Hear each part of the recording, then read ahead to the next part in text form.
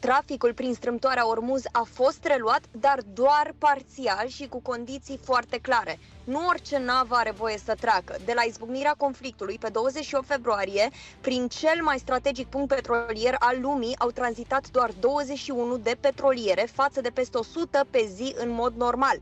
Practic, Teheranul a transformat strâmtoarea într-un instrument de presiune selectivă. Deci cine are acces? Imaginea de până acum este grăitoare, pentru că cele mai multe nave care au reușit să treacă au legături cu China. Armatorii greci, în frunte cu Dynacom Tankers Management, au testat și ei ruta, deși nu este clar dacă au primit undă verde iraniană.